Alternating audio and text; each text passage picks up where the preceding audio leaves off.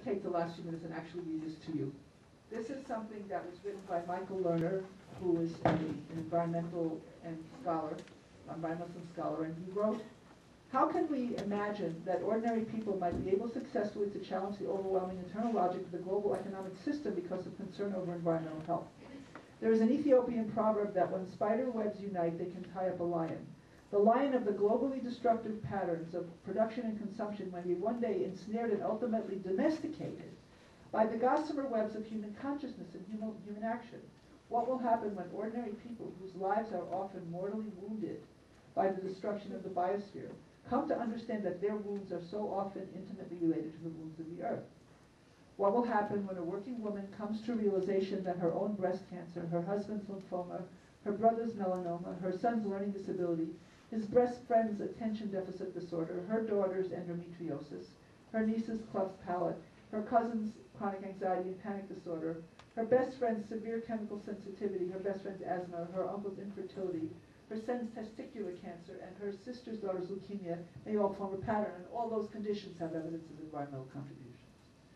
What will happen when this working woman begins to understand that these new human pandemics that affect her family and her community directly may be profoundly connected to what is happening to the fish in the sea, the birds in the sky, and the animals of the earth?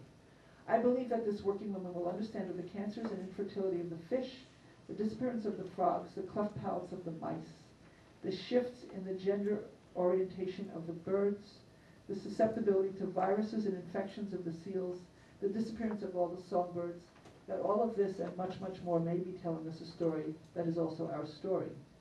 The story that the birds and the fish and the mice are telling us is the story of interbeing, the story that all life on Earth is truly breathtakingly, concretely connected right now, and that what we do to the mice of the field and the birds of the forest, we also ultimately do to ourselves and our families right now.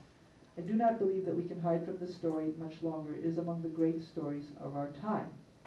And then he continues, "This very human protest against a massive, entrenched, toxic global system of production and consumption may seem unrealistic economically and politically, but is it any less realistic than the Quaker protests in Europe and the United States that played such a key role in ending the 350-year-old slave trade?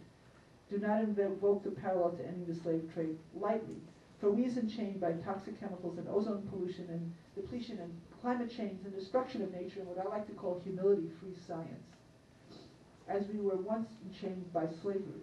I believe environmental health may be one of the greatest human rights issues of the millennium, and that is our best hope." And that is the end, and that transcends dictionary definition: to climb, to surmount, to exist above and independent of, to be transcendent, and to excel. And thank you for your attention.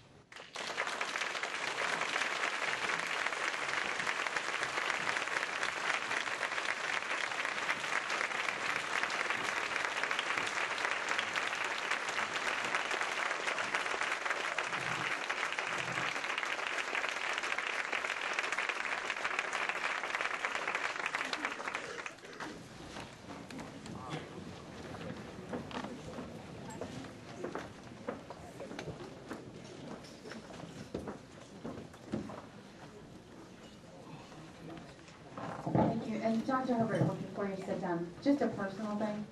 I learned the static dynamic brain thing personally really well recently. And a couple years ago, I read an article where you were referencing minocycline and had this Oprah aha moment for my daughter.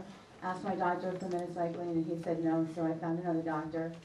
And I think it was one of the best things I've ever done for her, and have been very aggressively treating her brain inflammation the last 2 years. And exactly 10 weeks ago today, my 9.5-year-old daughter started talking.